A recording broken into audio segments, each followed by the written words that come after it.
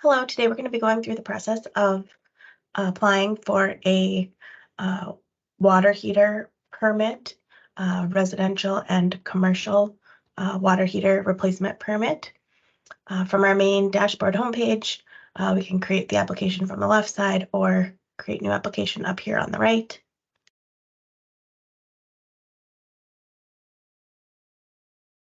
I'm going to be creating a new permit.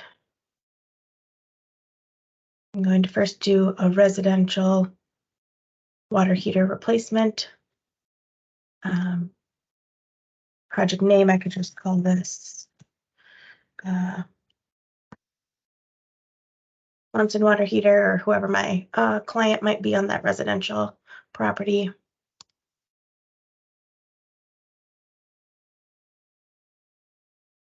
Here we can either zoom in on a property to select one, or probably the easier way would be to type in an address. If you are going to zoom in, just make sure that you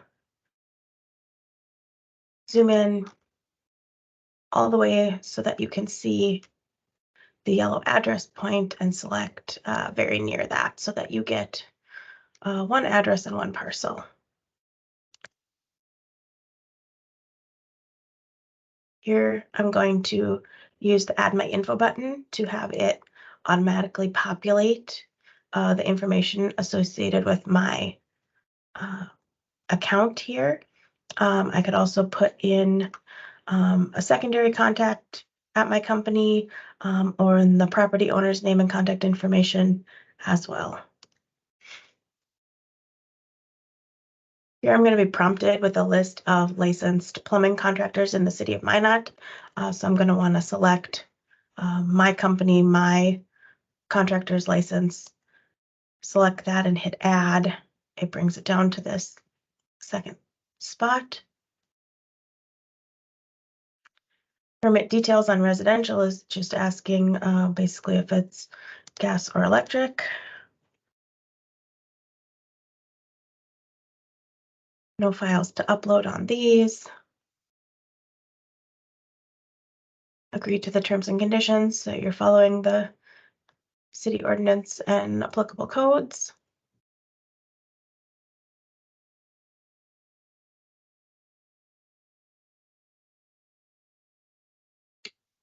We'll let this process. So my permit has been created. The application is created. It assigns a permit number to me right away while it's in the review process before it's even been approved. So that's the number for that one. Next, I'm going to go ahead. I see that residential water heater here that's in pending status. I'm going to go ahead and also apply for a commercial water heater replacement. Say this is at a business. We'll say this is Target.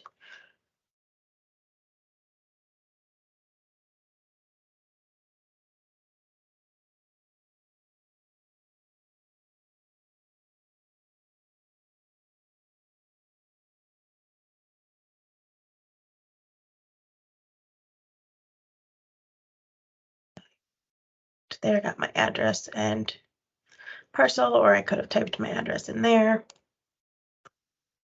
Again, clicking that button to populate my info and adding other info for other people to contact. Selecting my contractor's license from the list of licensed plumbing contractors. On a commercial permit, the details are a little different. Type of structure, commercial, placement. You need to put in the project cost that's required so that we can calculate the permit fees for commercial replacement. Agreeing to those same terms and conditions. And submitting the commercial permit application. Again, being assigned a number right away. Now I'm going to go to my fees due tab And I can see some permits you're not available to pay the fees right away. Our permitting technicians need to intake those permits and verify the correct fees before we're able to take your payment. On water heater replacement projects, we are able to allow you to pay right away.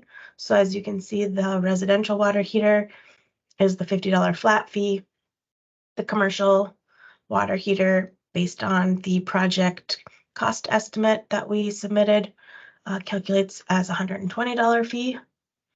I could click each credit card icon individually to process these payments, or if I would like to pay both of them in one transaction, I can select both of those and then click on pay fees. As long as the combined dollar value doesn't exceed $10,000, you can select several fees and pay those all with one credit card transaction, credit card or e-check transaction. So I'm going to go ahead and pay those two that are available to me. Credit, debit, or e-check, which is just needing your routing and account number for a checking or savings account.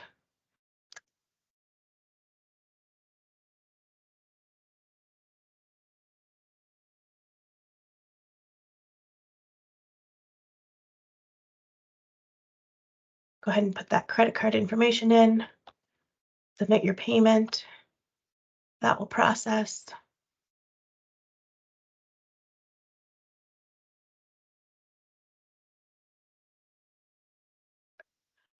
Now, I would have just received an email from billpay@paymentus.com, which is the city's credit card processor.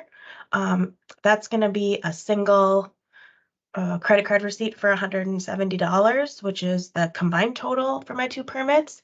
I'm going to want a detailed breakdown. So I'm going to open, when I click view permit, it's going to open up one of those two that I had just paid for. I'm going to scroll down to see that fee that was paid. I'm going to hit print receipt. And this is actually giving me an itemized receipt from the two that I had just paid for. So I see that this one is my commercial plumbing fee with the address and permit number for that commercial for $120. And then when I go down to the second page, I see my residential address, my residential permit for $50. So I have an individual page breakdown for each of those permits. I can go ahead and save that PDF to my computer and do what I need to do with that. Have that for my records. So now I come back, I see that those are still pending, which is okay. The city is still reviewing those, but on a water heater replacement, I can go ahead and make payments and schedule inspections while that permit is still pending. So if I go over to my available inspections tab,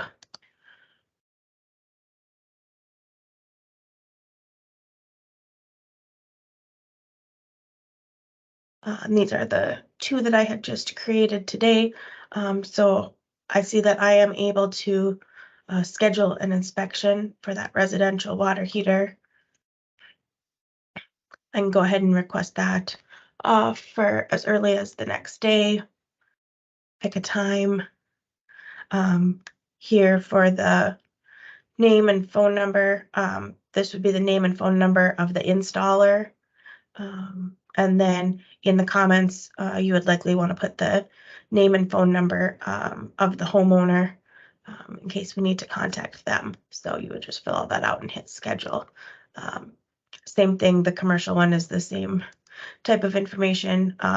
Maybe you know you're not installing that one until next week, so go ahead and pick one time next week and go ahead and get those scheduled out. So you are able to, on water heater replacements, apply, pay, and schedule inspections all in one time.